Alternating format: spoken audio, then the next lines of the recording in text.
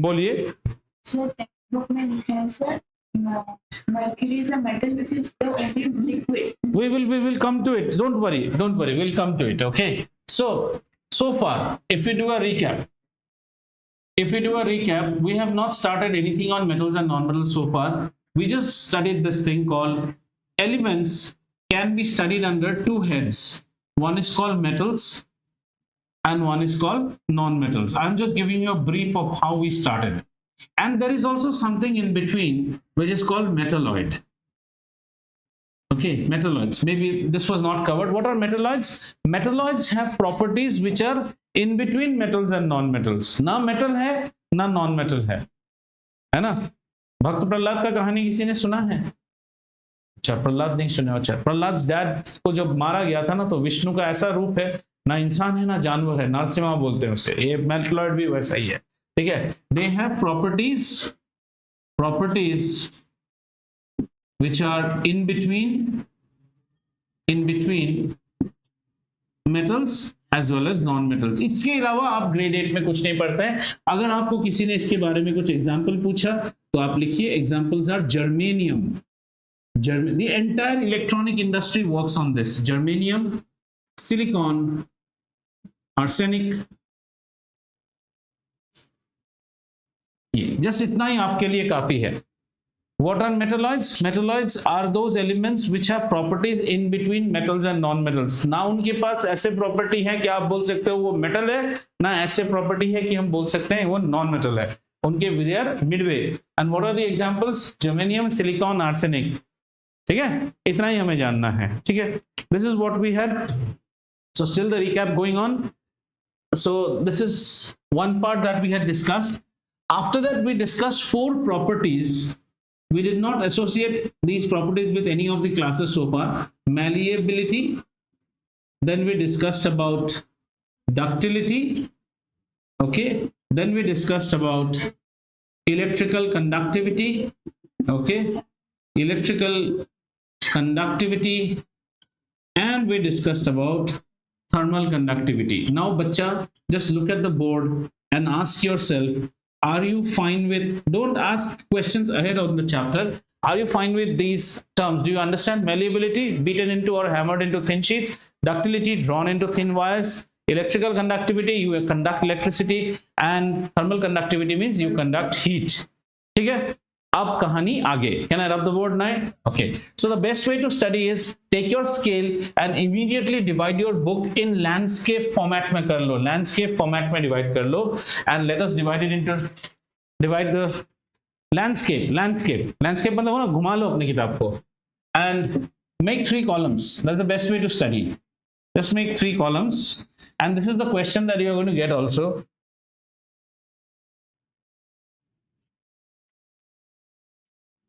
Okay. Landscape में बना लो, 4 columns रख लो, चलो कोई बात नहीं, छोटा सा। So the first column you write property, the next column we will write metal, इसको याद रखेंगे। And exactly same thing you will study in grade 10, non metals. And here we will write some remarks and exceptions. Exceptions आप जानते हैं? Exceptions are like Aryash is a very good boy except सुबह उठना नहीं चाहता है, मतलब that is an exception. ठीक है, exception will always contradict what you are trying to say. Contradict मतलब समझते हैं, जो बात आप कहना चाहते हो उसका खंडन करेगा। 4 कॉलम्स बना लो। प्रॉपर्टी, हाँ वैसे ही मेटल और नॉन मेटल को थोड़ा सा बड़ा दे दो, एक्सेप्शंस हम अपने आप लिखते जाएंगे।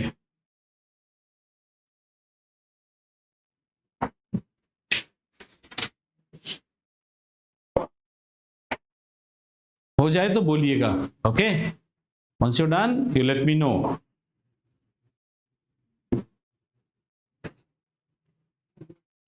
Done? Can we go ahead? Right? So the first way that we will try to group are the 4 properties that we studied so far. Okay. सो पहला प्रॉपर्टी हम लिखेंगे malleability. I am not writing what does malleability mean. I expect that you know about it. So here we will write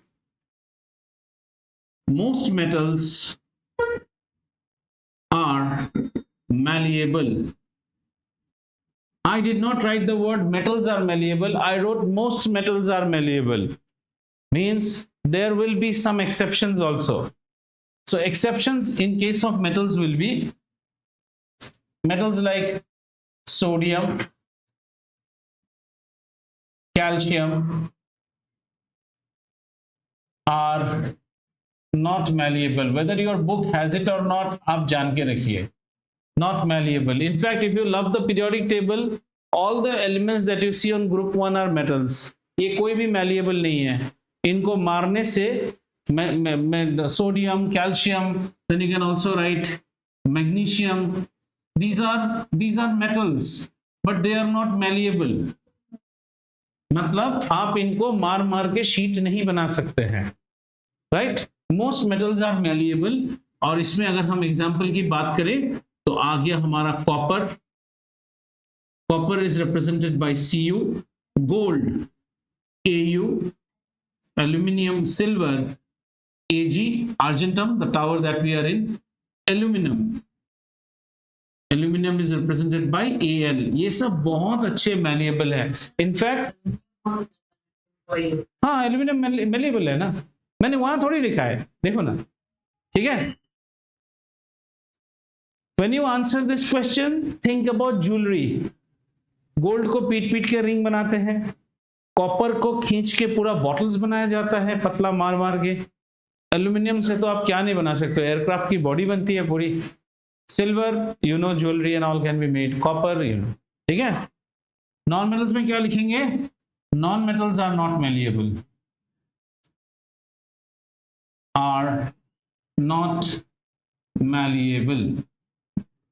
बस एक property हो गया. इस property में anyone has children who have already studied this in their school, do you have any remarks or anything to make out here? Okay, might be in school they have not taught this part, but you understand this part. Sodium is a metal, but sodium is not malleable. Calcium is a metal, not malleable. Magnesium is a metal, not malleable. ठीक है, आगे चलें. इसके बाद हम आते हैं next में ductility. Ductility. So again we'll write same. Most metals are ductile. Ductile. इसमें कौन कौन आएगा? सिर्फ वही same. Copper, gold, silver, aluminium, iron. These are all ductile. इन सब के wires बना सकते हैं हम लोग. ठीक है. Non-metals are not ductile. Okay, exceptions में ये सारे सेम रख लो. Okay, लिख लेते हैं. सोडियम बेटा is Na, calcium is Ca. Start writing this habit. Magnesium is Mg. So we can write exceptions are sodium, magnesium, calcium, etc. are not ductile. मतलब sodium पकड़ के खींचने से उसका वायर नहीं बन सकता. We cannot make a wire out of sodium. Got it? So if somebody tells you name a metal which is very good in malleability and ductility, gold. Ambani की शादी में लहंगे में सारा स्टिचिंग गोल्ड से हुआ है. सो गोल्ड के वायर्स, गोल्ड के धागे, है ना. करेक्ट. चलिए third one, electrical conductivity.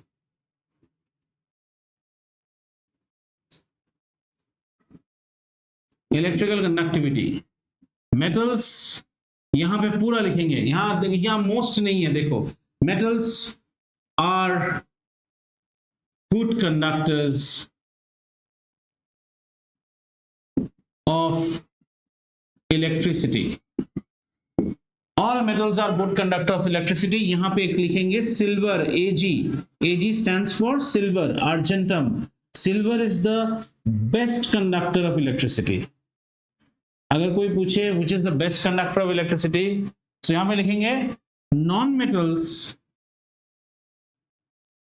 do not conduct electricity, लेकिन आ जाएगा एक्सेप्शन यहां पे। एक्सेप्शन क्या होगा? Carbon in the form of graphite, in form of graphite conducts electricity. Children, have you understood this? Carbon is a non-metal.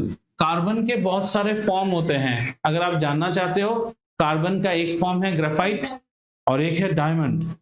Diamond को पूरा जला दोगे 3000 डिग्री में तो डायमंड बन जाता है carbon dioxide. Diamond heat conduct करेगा। ग्रेफाइट और डायमंड दोनों कुछ ना कुछ गड़बड़ी दिखाएगा आपको। ठीक है, ये क्लियर हुआ। यहां पे क्वेश्चन आ सकता है which is the best conductor of electricity? Silver. And name an exception of non metals for conducting.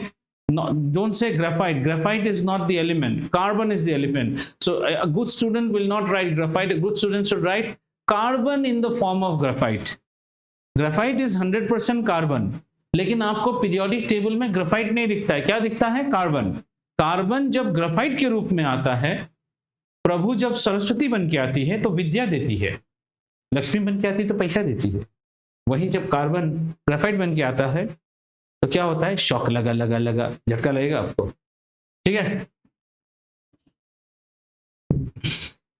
Yes sir. Human body is actually not a conductor of electricity, but human body's resistance is less. Means if you increase the voltage to some bit, after that it starts conducting electricity.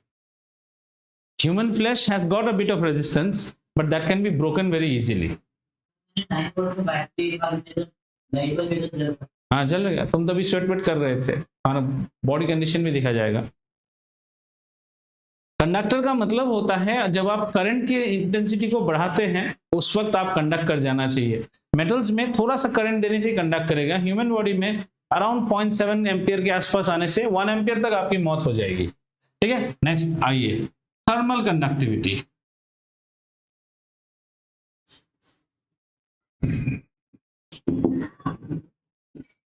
Metals are good conductor of heat. इसमें भी बेटा silver आता है। Silver के कढ़ाई में हमने कल पनीर बटर मसाला खाया, काफी महंगा वाला हो जाएगा, है ना? Right. Metals are good. Non metals do not conduct heat. यहां पे फिर आएगा carbon in form of diamond conducts. हाँ बेटा बोलो। नहीं, पेट्रोलियम नहीं। हम ये सब क्यों पढ़ रहे हैं? हम एलिमेंट्स के क्लासिफिकेशन को पढ़ रहे हैं ना। जो 114 एलिमेंट्स हमें पता है, उन एलिमेंट्स को हम क्लासिफाई करते हैं मेटल, नॉन मेटल, मेटलॉइड्स में। तो आपको जो भी यहाँ बात करनी है मेटल के टर्म्स में बात करना है। ठीक है, तो कार्बन यहाँ पे एक एक्सेप्शन आ गया, carbon. So far 2 exceptions and exceptions out here. ये सब जो है ना, ये कॉमन है। ये बड़े या सॉरी,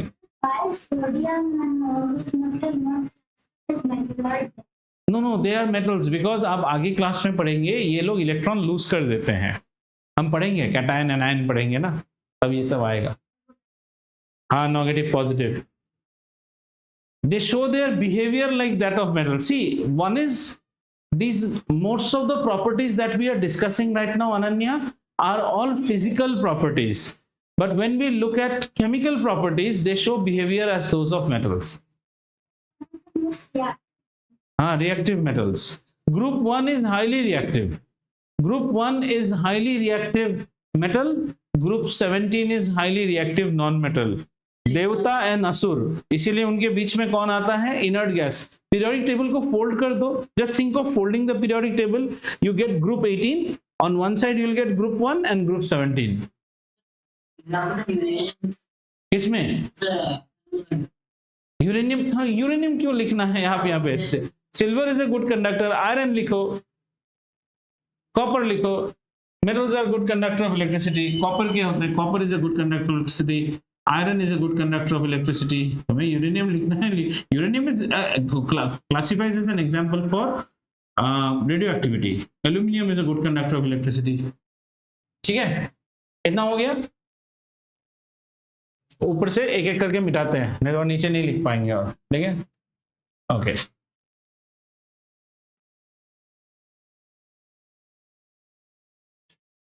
अब आइए, अब लिख रहे हैं अगला एक property number 5, right about state. अब आ जाएगा most metals, not most, we'll write metals are solid at room temperature।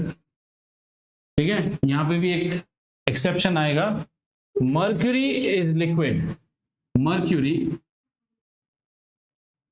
no, mercury is known as Hg, is a metal, is a metal, नहीं और कोई नहीं है बेटा, that is liquid at RT, RT means room temperature। ठीक है, non metals, non metals are solid, also there is something called liquid or gases at room temperature। liquid जो है ना, this is bromine, ये याद रखिए। दुनिया ने हमको दो एलिमेंट दिया है जो लिक्विड है, सुनिए मेरी बात, दुनिया में दो एलिमेंट पाए जाते हैं जो लिक्विड है रूम टेम्परेचर में, एक मेटल को दिया, एक नॉन मेटल को दिया। मेटल को कौन दिया? मर्क्यूरी, और नॉन मेटल को कौन दिया? ब्रोमीन, ब्रोमाइन और ब्रोमीन बराबर से इसका है Br। तो ये एक एक्सेप्शन है, इसलिए मैंने लिक्विड लिखा। और अगर आप ये लिक्विड नहीं लिखना चाहते हैं तो आप ऐसे लिखिए कि metals, non metals are solids and gases at room temperature। यहाँ एक्सेप्शन में लिखिए bromine is a non-metal that is liquid, liquid at RT, room temperature में bromine liquid होता है। ये वाले मिटा दो थर्मल कंडक्टिविटी तक बेटा, ओके, नहीं तो आप कंफ्यूज होते जाओगे। Anyone whoever has a question or anything to add, बेटा do not hesitate, discussions only bring out good things। समझ में आया? समझ में आया? आइए,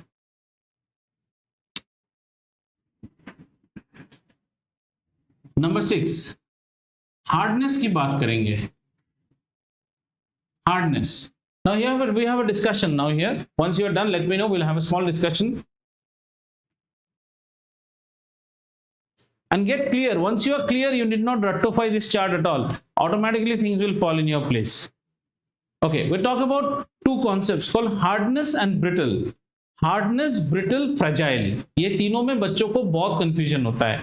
Whenever you go to an airport, you will see a lot of luggages which are tagged as fragile। वो ऐसा wine glass जैसा रहेगा, fragile। So what is fragile? Fragile is a substance which cannot bear shock। Shock means जैसे हम ऊपर से नीचे फेंकेंगे, that's a shock। Shock लगते ही क्या हो जाएगा? टूट जाएगा। ठीक है, then question comes, sir what is brittle? Brittle or fragile almost same है।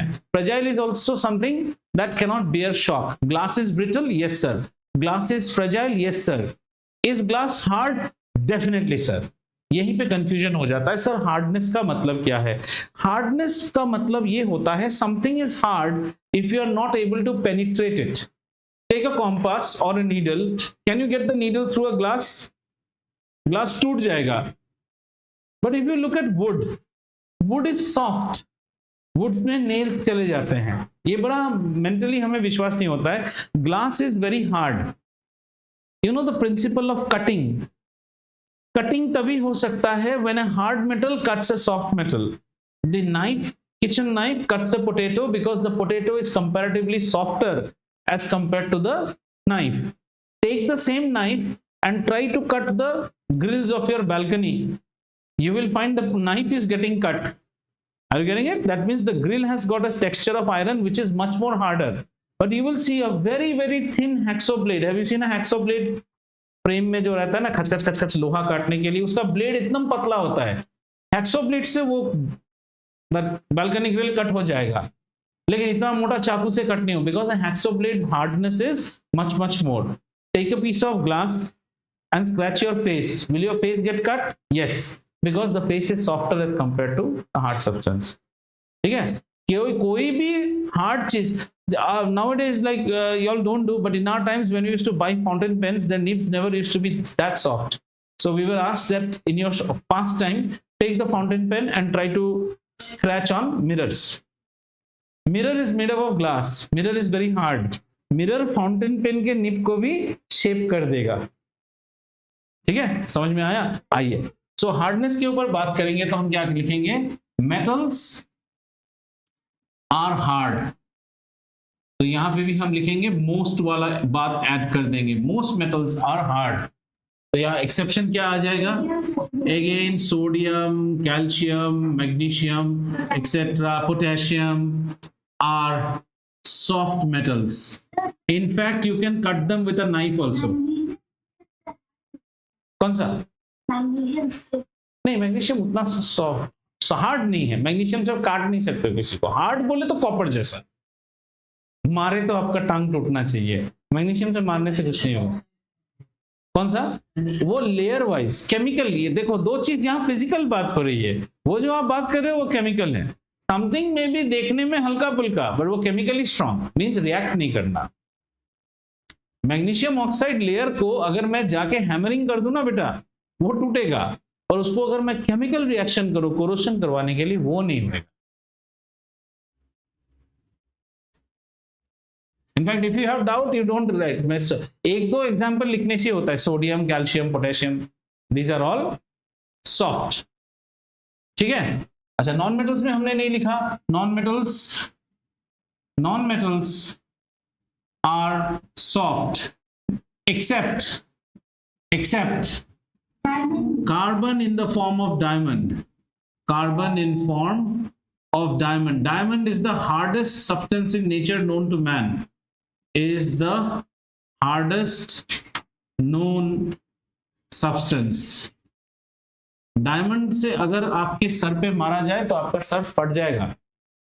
After diamond what is the hardest substance? Ice. Water वाला ice, not that.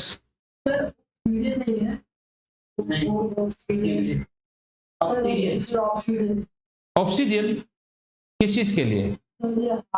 Hard is diamond.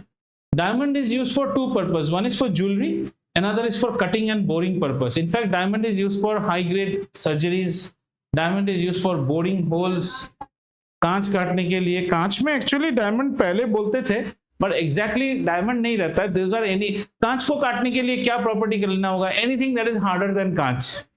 So you take anything that is more harder than glass, that can cut glass. Otherwise, see, I also at your age used to think that glass cutters are made up of diamond. Then एक दिन Amazon में खोल के ऐसे glass cutters के price देख रहा था, 400-500 रुपए. 500 रुपए में कौन डायमंड देगा आपको? However, nowadays we get some drill machines which can make very good holes without any damage into concrete. बड़े बड़े होल्स कर देते हैं, उसमें डायमंड स्टडेड रहता है. तो डायमंड से बोरिंग होता है. Oil wells are dug with diamond. Stone को कट करने के लिए डायमंड यूज करते हैं. So diamond is a very very hard substance. After diamond, fridge में अगर आपने पानी बिठा के आइस क्यूब्स बना लिया, and from this 13th floor you drop that, just drop the ice cube, don't throw on anyone's head, फट जाएगा. सो उसका सर फट जाएगा, because ice is the next to hard substance of diamond.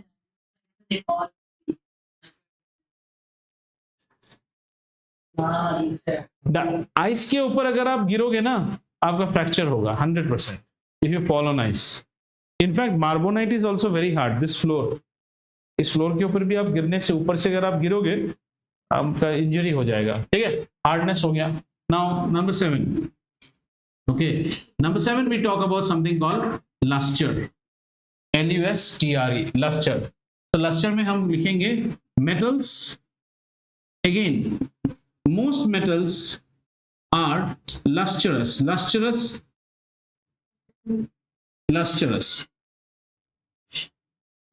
का मतलब होता है shiny. Most metals are lustrous. इसका मतलब there will be some exceptions also. Children, I am not being able to maintain a row, so I am writing the exceptions here itself. Okay, exceptions will be sodium, calcium, potassium. ये सब dull होते हैं. They have a dull look. They are not shiny. कहीं तो पढ़ा था sodium अपना लक्ष्य यूज करता है जब एयर से एक्सपोज. नहीं, ऐसा नहीं है. एयर से एक्सपोज हो जाएगा. सोडियम में डलनेस है. ठीक है, 1 point I can take it, calcium potassium लिख लो, चलो कोई बात नहीं, कैल्शियम पोटेशियम। सोडियम भी एक्चुअली लस्टरस नहीं होता है, ठीक है। Next is non metals are dull, yes are dull. यहां पे एक्सेप्शन क्या हो जाएगा,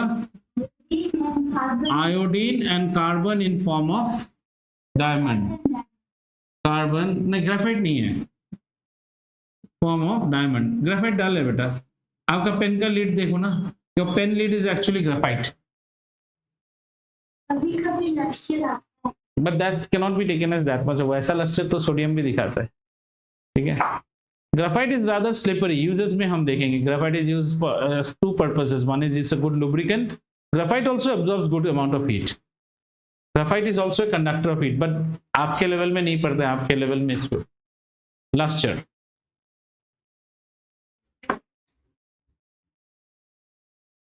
Then sonority.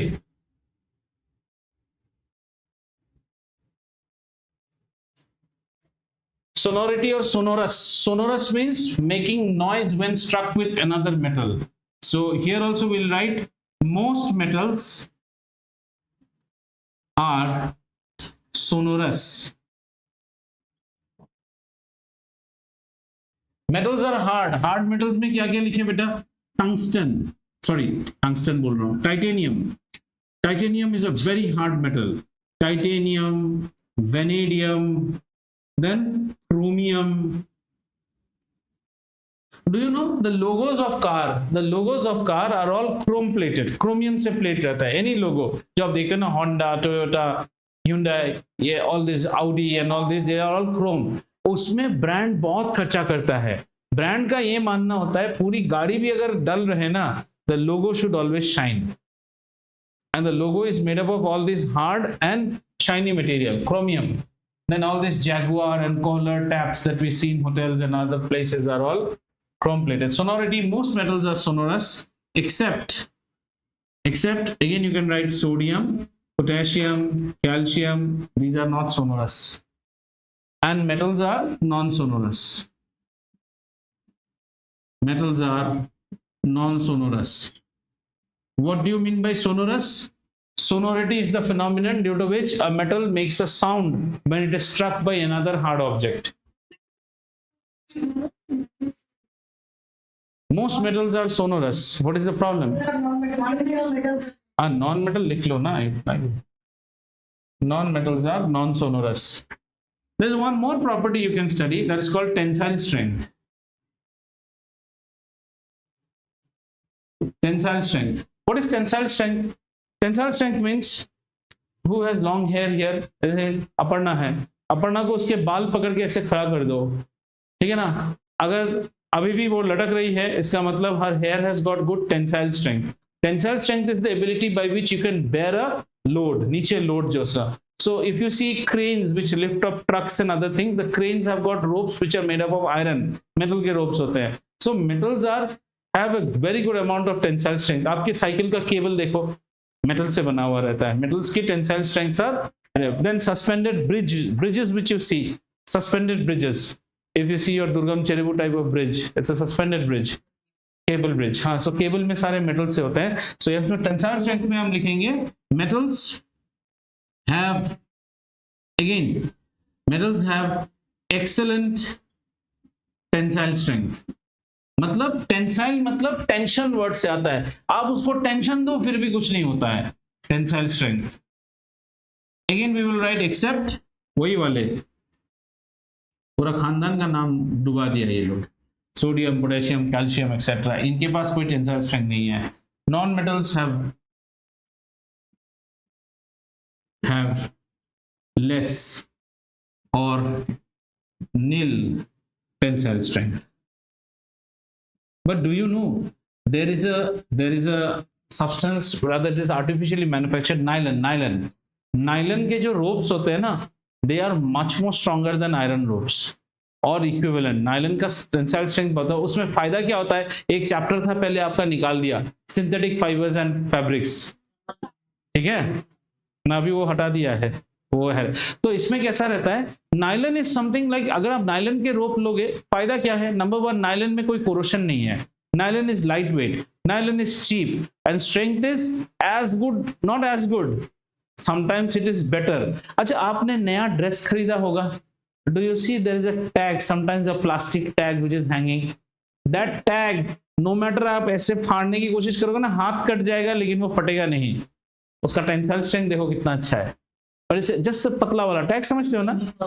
स्विमिंग कॉस्ट्यूम हो गया. नहीं, स्विमिंग कॉस्ट्यूम नायलॉन में हम देते हैं, that's a different, dry up quickly हो जाता है. टेंसाइल स्ट्रेंथ मतलब कौन सा? हाँ, सीजर इज हार्डर. दांत से भी, दांत इज हार्डर. चूहा का दांत से भी कटता, चूहा तो जाल काट देता है. Idea is hard, you have to have something which is hard. Teeth is very hard, human teeth. कौन सा? Calcium is one of the component. Human teeth is very very hard. In fact bite कर देने से हाथ पे cut होके अंदर घुस जाएगा. I think this much I don't. या hard as सोनोरसनेस.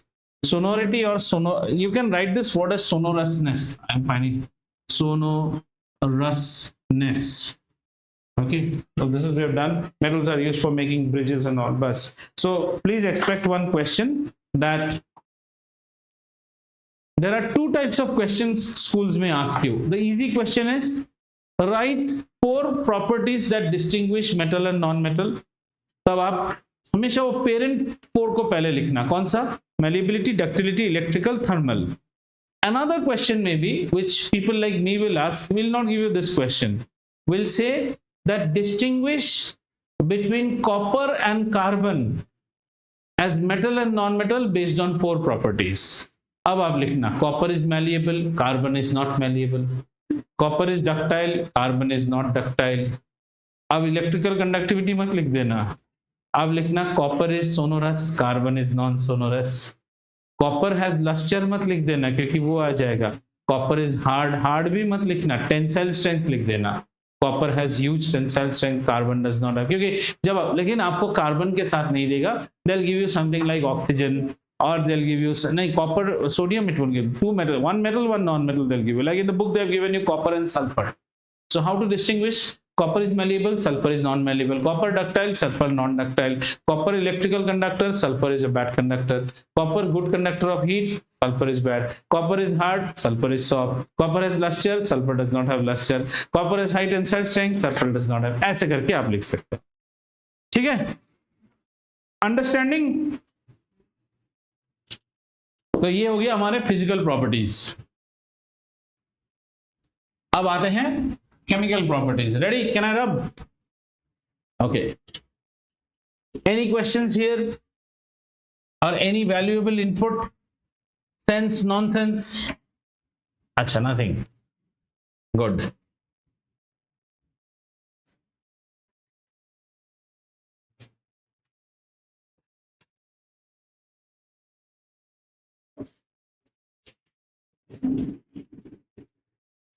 So the physical properties of element, we tried to cover them under grouped element as metal and non-metal, and we have seen the entire chart. ठीक है? अब हम देखेंगे कुछ chemical properties, और chemical properties भी parallelly देखना शुरू कर देंगे. बहुत छोटा-छोटा properties है आपके पास. Chemical properties means basically how they react. Chemical properties. Number 1, reaction with oxygen.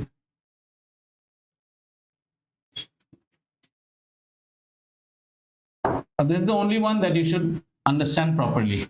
थोड़ा डिटेल में पढ़ाएंगे ये. ठीक है? Reaction with oxygen. Let's first see the case of metals. Metals will react with oxygen to always form something which is known as metal oxides. ठीक है? Metals react with oxygen to form metal oxides. अब यहां से थोड़ा सा high level आपको पढ़ाएंगे, समझ के रखिए. Understood? These metal oxides can further react with water and form metal hydroxides. Water मतलब metal hydroxides. और ये metal hydroxides जो होते हैं, इन्हें हम कहते हैं bases. ये आपको 10 में भी हेल्प करेगा, जान के रखिए। At your level, this much is enough. Metals react with oxygen to form metal oxides. So they form something called bases. Sir, what is base? A base is a class of a chemical compound. अभी इतना दिमाग मत तोड़ो. They are bases. तो अगर metals bases बनाते हैं तो metallic oxides को बोला जाता है basic in nature. हाँ, very good. इसीलिए इन्हें बोला जाता है basic in nature. ठीक है ना? और ये बनेंगे metal hydroxide. अब metal hydroxide कैसा? Bases. अब इन बेसेस में फिर दो डिवीजन होता है। One is known as water soluble, मतलब पानी में डालेंगे तो घुल जाएगा, ठीक है। जो वाटर सोल्यूबल होता है उसे हम कहते हैं alkali. Alkali. So here also many children confuse, they think bases are alkali. No, bases which are water soluble are known as alkali. Others, what will we call them? Simple bases. All alkali are bases, but all bases are not alkali. ठीक है? तो यहां पे आता है ये जो alkali है, an alkali turns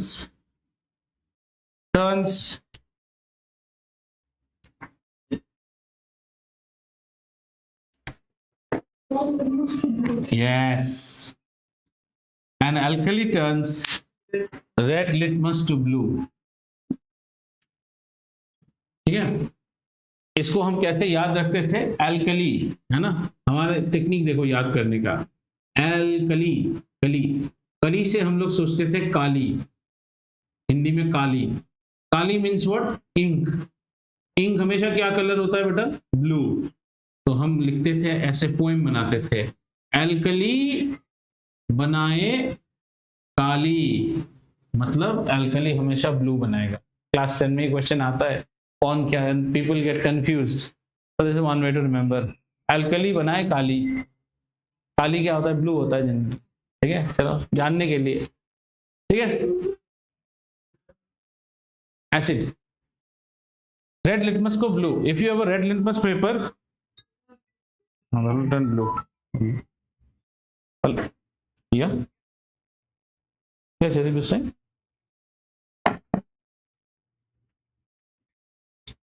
Mr. Mario, I'm in a class now. Can I call you after 8:30? Okay, right, fine, thank you. Okay.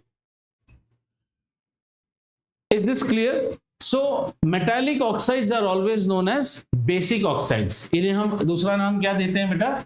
Basic oxide. ये चीज क्लियर रखिए, तो आपको ग्रेड 10 में बहुत हेल्प करेगा। 9 में ये सब नहीं पढ़ने वाले, बल्कि रीड दिस इन ग्रेड 10। 10 में केमिस्ट्री में भी पढ़ेंगे और इलैबोरेट पढ़ेंगे। Metals react with oxygen to form metal oxides, and a metal oxide is always basic in nature. It will further react with water to form metal hydroxides, and these metal hydroxides are known as bases.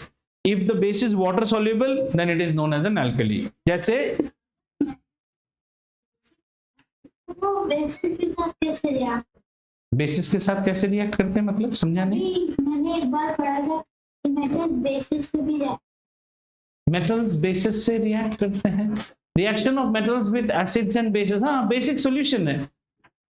Strong bases के साथ react कर सकते हैं, क्यों नहीं react करेगा? Acids के साथ भी रिएक्ट कर रहे हैं। खुद ही बेस नहीं, मेटल ऑक्साइड बेस है, मेटल बेस नहीं है, मेटल ऑक्साइड बेस है। ठीक है, तो यहाँ पे तो ये हो गया हमारा रिएक्शन विद ऑक्सीजन। इसी का हम नॉन मेटल पार्ट देखते हैं। ठीक है, पैरेलली दोनों करेंगे। Non metals react with oxygen to form non-metal oxides. ऐसे ब्रैकेट में इसको मैंने NMO लिख दिया। This non-metal oxide can further be of two nature. One is it can be either neutral or it can be acidic. The acidic ones are those which react with water to give you acid. सुनते जाइए, react with water to give you acid. बड़ा interesting है यहाँ पे। ठीक है, that means non-metallic oxides में there can be an acidic oxide neutral. अब देखो कितना सुंदर है, क्या ध्यान दो, neutral non metal plus oxygen, Let's take a non-metal called hydrogen, reacts with oxygen to form water, जिसको तुम गुट करके पीते हो, न्यूट्रल है ना। नॉन मेटल लेते हैं कार्बन, ऑक्सीजन के साथ रिएक्ट करते हैं, क्या बनाएगा, कार्बन डाइऑक्साइड। कार्बन डाइऑक्साइड फिर पानी के साथ रिएक्ट कर जाएगा तो कार्बोनिक एसिड, जो तुम्हारा एपी फिज ड्रिंक में होता है करके जो कोक खुलता है। इनफैक्ट जस्ट सोच के देखो, कार्बन, नाइट्रोजन और sulphur, are all these three non-metals? Yes, they all will react with oxygen, and ये सब तो आजकल डिबेट और एक्सटेम्पोर स्पीच में रहता है। They all will form something called COX, SOX and NOx, oxides of carbon, oxides of sulfur and oxides of nitrogen। और ये सब कहाँ हैं? ये सब है हमारे वातावरण के अंदर, है ना। और ये सब आया कहाँ से सर? ये जो आपका गाड़ी है, गाड़ी हो गया, देन फैक्ट्री है, ये धुआं से, ये सब धुआं से ये सब बना है। अब यहाँ कौन है नीचे? यहाँ एक ही आदमी रह सकता है, his name is starts with V. समझ गया ये आदमी कौन है? और ये क्या पहना हुआ है? ये पहना हुआ है पीटर इंग्लैंड का व्हाइट शर्ट, और उस दिन हो गया बारिश। ये बारिश को हम क्या बोलेंगे? Acid rain, because what is happening, these are all reacting with the barish ka water, so his white shirt becomes what? Yellow dirty fellow. Understood? So in cities like Mumbai, Hyderabad, Delhi, when it first rains, do not go out, because all you are going to get wet is by acid. 2-3 दिन बारिश हो जाने के बाद, when the entire suspended materials have come down, then it is safe. That's one of the reasons that the Uttar Pradesh government does not allow any industries in and around Taj Mahal now.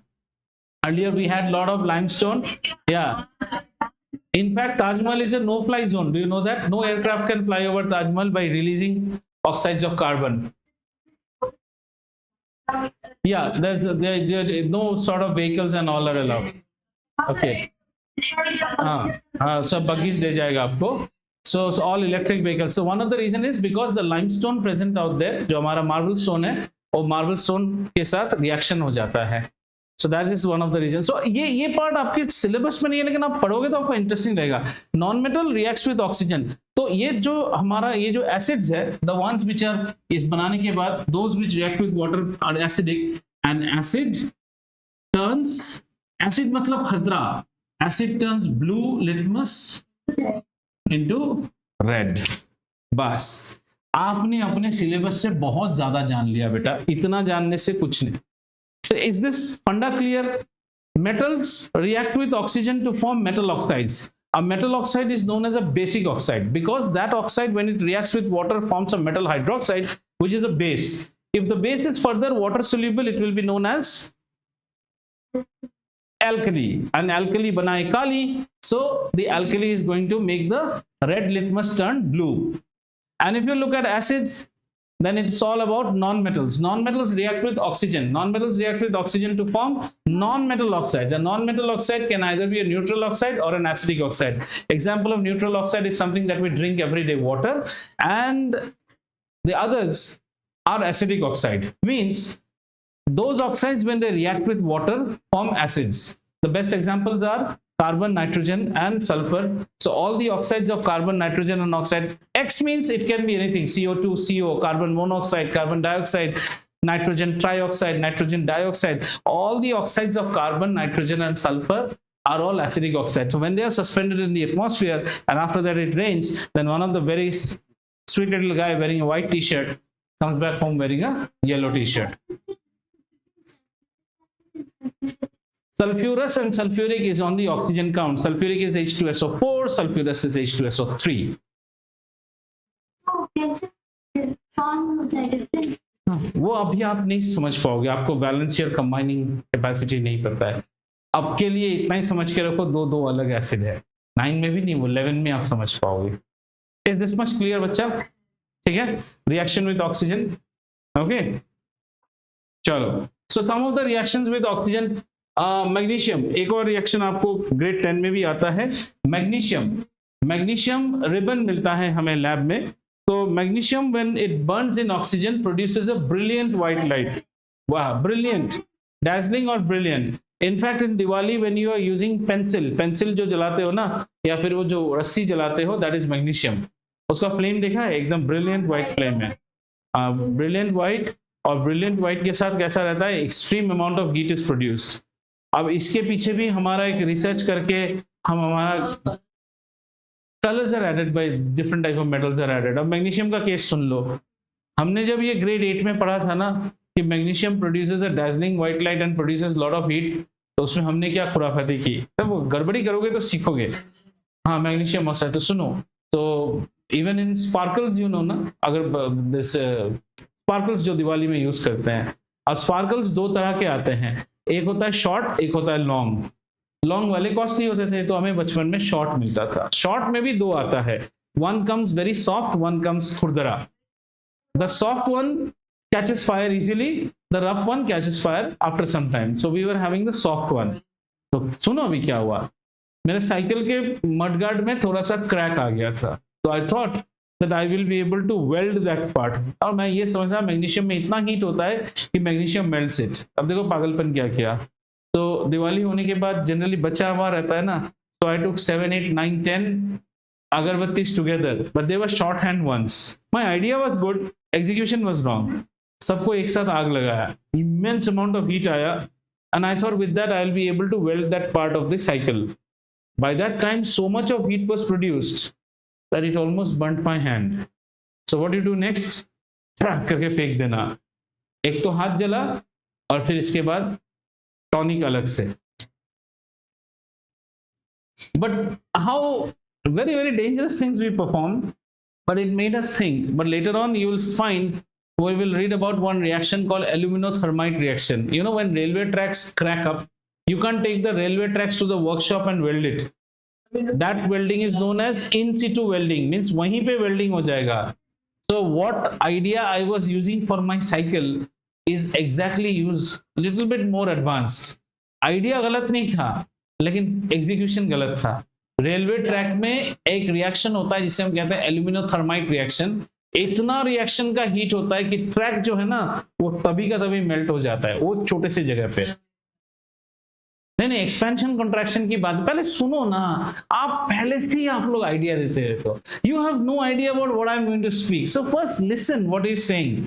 Expansion contraction is a different thing। In that, two railway tracks are given a space when they are welded, so that in summers they can expand। I'm not saying that, I'm saying track अगर crack हो गया तो आप उसे कैसे repair करोगे? So weld करके fill करते हैं, पर ट्रैक को आप खोल के तो नहीं ला सकते हो ना, ट्रेन तो जाएगी। That welding you do at that spot। And have you seen the thickness of railway track? उसको मेल्ट कर देता है। So try to understand what I am trying to say। There's a lovely reaction called aluminothermite reaction। पूरा track उस जगह पे melt हो जाता है और मेल्ट होके वहीं पे वेल्ड हो जाएगा। You need not take it, and it is ignited in a small bucket में वो होता है। You can go to YouTube and see। ठीक है, हो गया। Chemical reaction with oxygen, fine। Okay, now two more things that we study here। One is rusting of iron and corrosion of copper। ये दो चीज भी हम पढ़ते हैं। कॉपर, सिल्वर कोरोशन नहीं, ऑक्साइड फॉर्म हो जाता है, तो ऑक्साइड्स क्लीन करना पड़ता है। तो these two are there. I don't know about the NCERT, but these two you should know, right. So reaction with oxygen में ये लिख के रख लीजिए, ये छोड़ दिया था, but I don't know what equations are not there at your level, why you are taking your head. So we can write an example. Magnesium reacts with oxygen, forms magnesium oxide।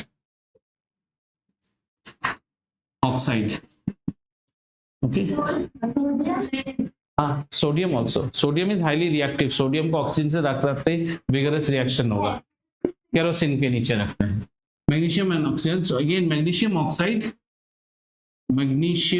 oxide, if you react it with water, it forms magnesium hydroxide।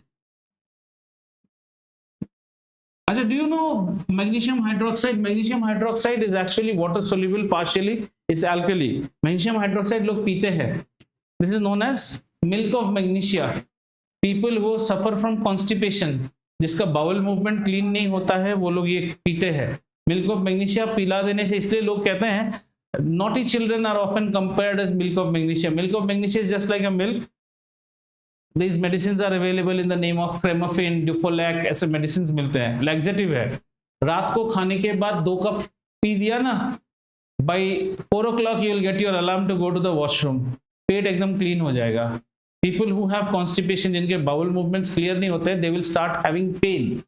क्योंकि आपके intestine से छोटा एक कौन होता है, large intestine बड़ा होता है कि छोटा होता है? लार्ज इंटेस्टाइन छोटा होता है, स्मॉल इंटेस्टाइन बड़ा होता है, ठीक है ना? So the large intestine actually excretes out your human excreta. So large intestine में क्या रह जाता है? Your bowel, your waste material is unable to move. That's a very painful condition. लोगों को ऐसे बैक पेन होना शुरू हो जाता है एज में.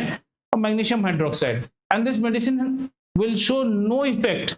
That's why many children, when their parents sleep and they do nuisance activities in the house, kitchen में, those children are compared as, कहते हैं आपका बच्चा पढ़ रहा है, नहीं नहीं वो तो मिल्क ऑफ मैग्नीशिया है, अपना काम कर रहा है चुपचाप.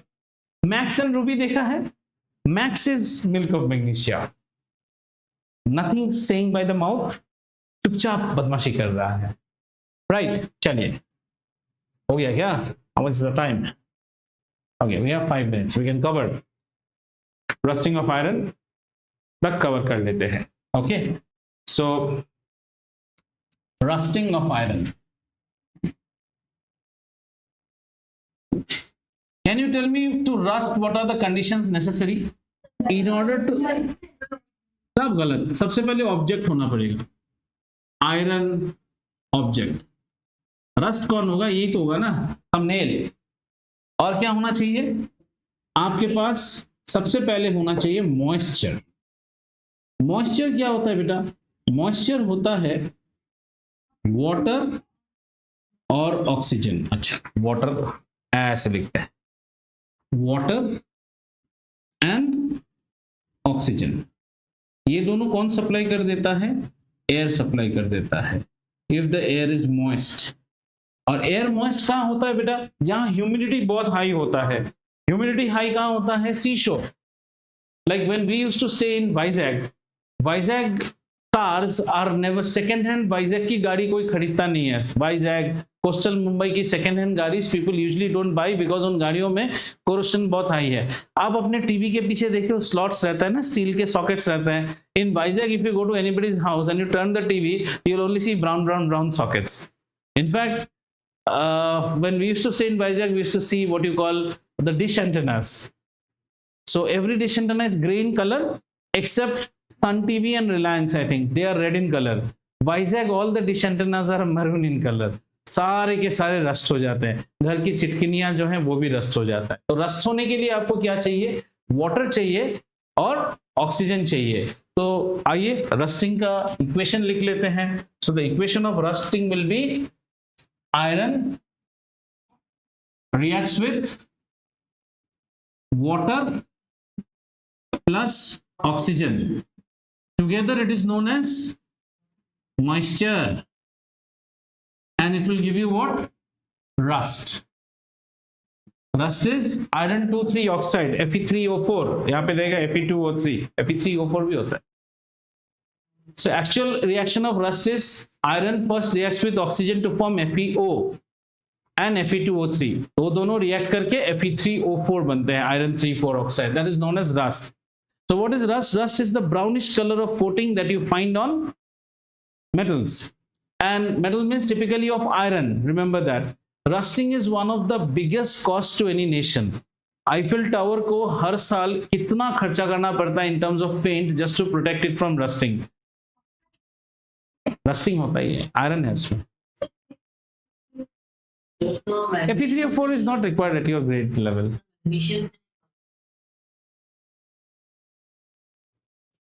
Bridges, all the bridges have got aluminum paints on them. Have you seen our bridges? Aluminum grade.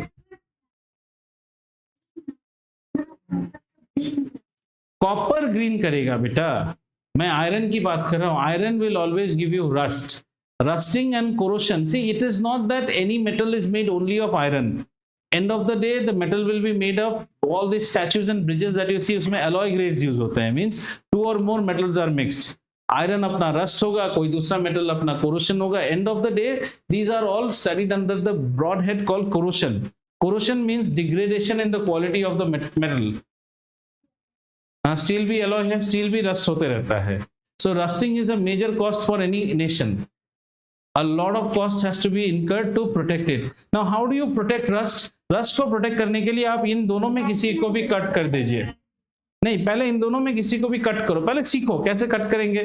Easiest would be if you have borolene at your home and you have a needle or a nail, put borolene on the nail. Once you put borolene on the nail, you have actually made a oil layer on the nail. Rust नहीं करेगा. Oil में डुबो के रख दो, कुछ नहीं होगा. Suppose there is some carpentry job which has happened in your house. और अब खत्म हो गया और कारपेंटर बोला मैडम इतना कीला बच गया, and you just bought them, they are shining like anything. उन कीलों को रख दो और 2 महीने बाद देखो वो सब रस्ट हो जाएगा. ना how to keep them properly? Put them in a plate और something and put oil on it. Oil डाल देने से उनमें ऑयल का लेयर आ गया ना. Now oxygen can not cut that oil. हाँ, थोड़े दिन कीले हैं उनको और क्या गैल्वेनाइज करोगे क्या? तुम तो बात वो कर रहे हो, मुर्गा लाए हो 1 रुपए का, मसाला डाल रहे हो 10 रुपए का. Another way is like knives, kitchen knives. And if you are going for a holiday, तुम अमेरिका चले गए 2 साल के लिए, तुम्हारा किचन नाइफ तो उसमें वैसलीन लगा के रख दो. Even we are putting Vaseline. वो बैटरी देखो इन्वर्टर के पीछे तुम्हें यहीं से दिखाई देगा वैसलीन लगा हुआ है, राइट एट द फ्रंट. हाँ, that is to protect it from rusting. Rusting means any sort of. So corrosion, rust is one form of corrosion. Carbonisation होता है, ये भी कोरोशन है, फ्लेक्स फॉर्म हो जाते हैं. सो रस्टिंग स्टॉप करने के लिए क्या क्या वेज है?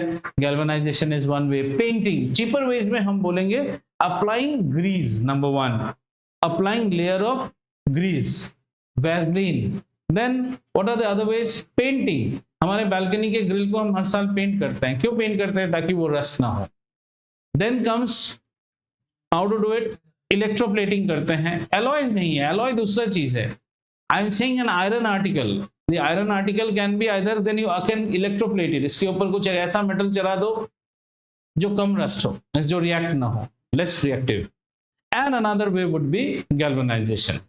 So today we'll stop here. Next class we will be studying about, the next class this chapter will be over. We'll study about corrosion of copper, uses of metal, uses of non-metal. And these uses are very important questions for exam. And displacement reaction. हाँ, उसका metallurgy अलग है. Iron हम और तुम बोलते हैं, वो आयरन का ग्रेड अलग है. हाँ, so that's why it doesn't rust. Okay, so next class we should be able to wrap up this chapter. But please study now, हाँ, क्योंकि हम थोड़ा सा फास्ट जाएंगे. The activity series देखेंगे. It should be over. Monday we are meeting with sound. And Wednesday, by the time you come, you should come only with doubts of that particular exercise.